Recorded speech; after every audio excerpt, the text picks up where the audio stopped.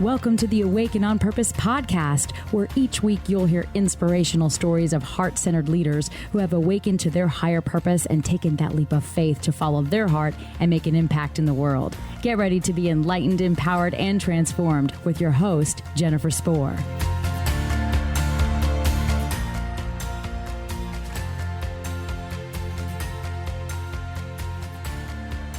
It is such an absolute joy to welcome as a guest to the show today, Caroline Cares Fernandes.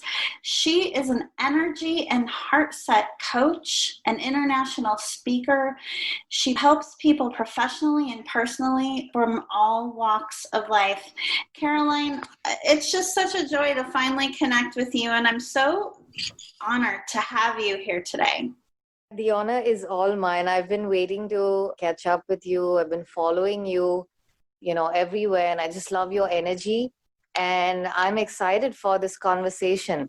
Thank you for inviting me in. Thank you. The feeling is so mutual. We're having a love fest, and I love it. Caroline, I know you wanted to bring up something, correct? Yeah. So I've, we were talking about this before we got live on the recording, and through this time and through my meditation and some of my sincere dedication to my own growth and evolution, I have changed my LinkedIn title and also on Instagram, and probably something I should be doing on Facebook as well, because I believe everything, aligns when you are coming from a space of sincerity, is the removing the title of LinkedIn Person of the Year for 2019 India and adding or starting off with the title that says, I am no thing. And so, I have been working through that, and it comes from a really deep space when I say that. What's interesting is I've had several people reach out and say, how can you say you're nothing? You are everything, and you have all these things. And then I have to kind of unpack what that means. Yeah, when you say that, I immediately feel, when you say no thing, I immediately feel like it's the essence of your being, like there is no title or no label, if that makes sense. Yeah. And that's pretty much what I'm alluding to. The idea that, we're at a point collectively, so many of us are breaking through. And this is such a beautiful, powerful time in the history of our civilization. And, while so many of us are actually struggling to find who we are, struggling to be someone, I think that being able to let go of the control and needing to define this form and this life actually provides us so much more space for us to unfold naturally and for life to express itself. And, language, I have come to learn and understand the power of language, because language is not just the words that we say that come out of our mouth, but it is a deep expression of our beliefs, of, the energy and vibration that we carry. And the other thing is, physicists and scientists have known this for a while now, that right from our thoughts to, our body and our words carry a frequency and energy, if you will. And by knowing this fact, we can start to raise our frequency. We can start to generate a vibration that we want to be on. And by doing that, we show up differently, our thoughts evolve, our language changes. The kind of people like this conversation right now seems to vibrate at the frequency that I want to be on. And I believe that we are radiating that frequency. And so coming back to the point, yes, I believe that feeling and knowing that I am a no thing makes me so much more of who I am in essence and in my soul and in my spirit. I really love that. Caroline, what inspired you to do the work that you're doing today? I know that's a big question. That's actually a really powerful question, and one that I think all of us can. It's an existential question in many ways. I have known for a really, really long time, even as a teenager, that I wanted to be doing something in the area of serving and supporting, and it took many shapes. I'm actually a graduate nurse, and through that space of understanding human fragility, life, death, struggle, pain, I started to also realize that that form of service wasn't really me. And so since 2000, I think the formal channel of, wanting to know what this meant and who I am and why I'm here began. And I might be saying a couple of things that seem disjointed, disconnected, but they're all, it's all under the vibration of a unified mission and a unified message. And so sometimes we come into this form, sometimes subconsciously, we ask the universe for things, situations, life events that might not be in line with the plans that we have. And that's exactly what happened to me. Sometimes, we go through all these things which are swimming away from the plan that we make.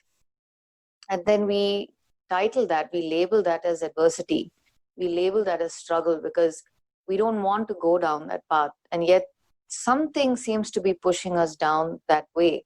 And that's the long story short, all these different things that were against my plans, that were continuing to break me down, continuing to push me down this rabbit hole, until I realized a few years ago. So I consider myself a late bloomer. And when I look back since my 20s and then my 30s and now into my 40s, I realized that I had to go through all those things to get to where I am.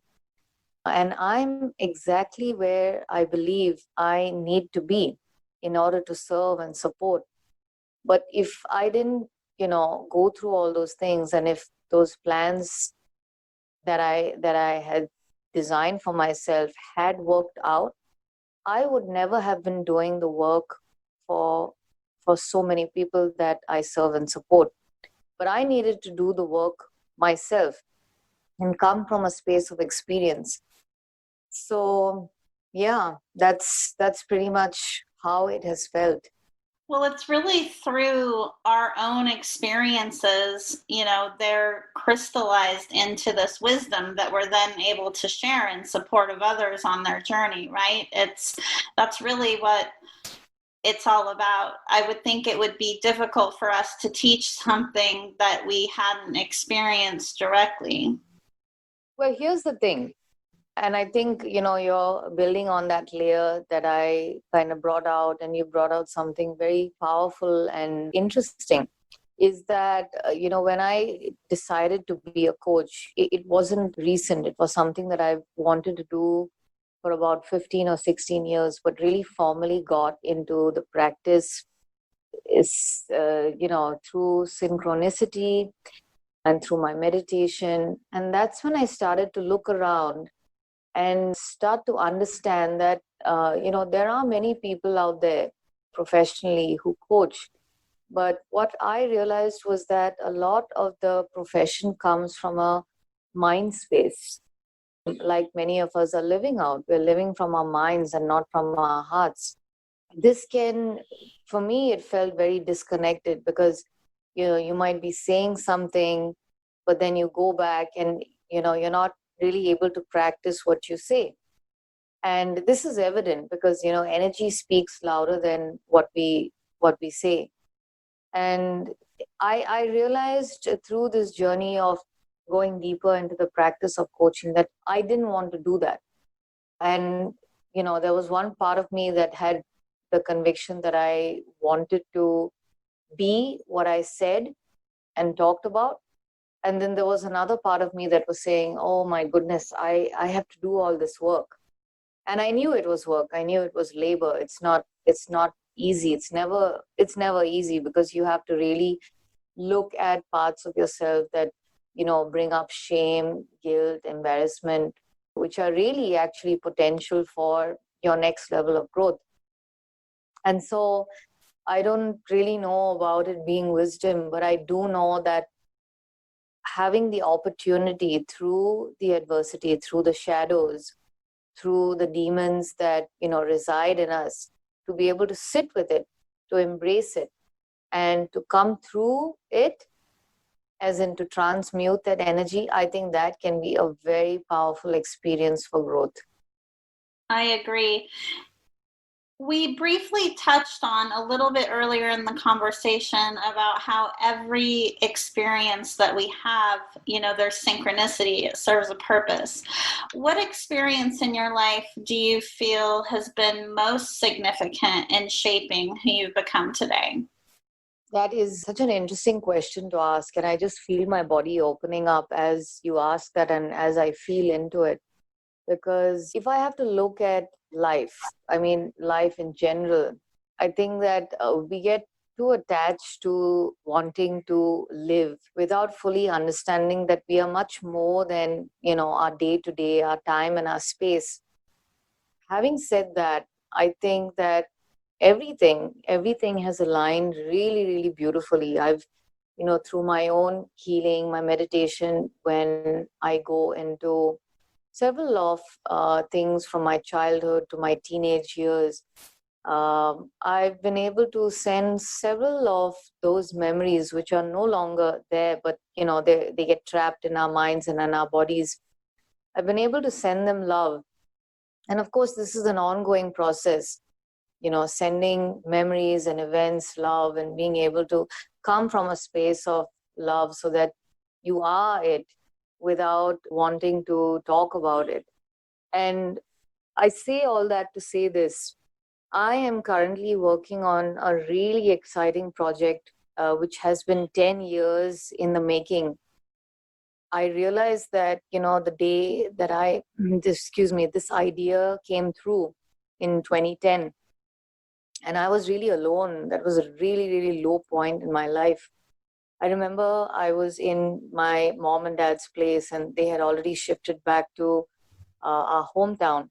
And I was over here, and I took a wall in the living room, and I kind of went crazy with this idea with post-its all over. And I remember all this so clearly, as though it just happened yesterday. And I realized that I held on to that intention. I held on to it without the need for it to happen in 2010. Because somewhere inside of me, I realized that I needed to level up as a human being, all of that, not from a perspective of intellect, not from a perspective of, street smart or anything else, but from the perspective of understanding what that would mean to several lives that we are going to impact. And today, 2020 is the year, which is such a, I think this year is going down in history forever. I know that this is a turning point for that process mapping that I created on that wall, in that living room, in mom and dad's house. And, just thinking about it, it makes me excited. I can feel goosebumps rising through me. So I believe that, sometimes when you have the intention to serve, to support, and you feel really deeply into it, it might not be a linear process. Sometimes we need to trust what's happening.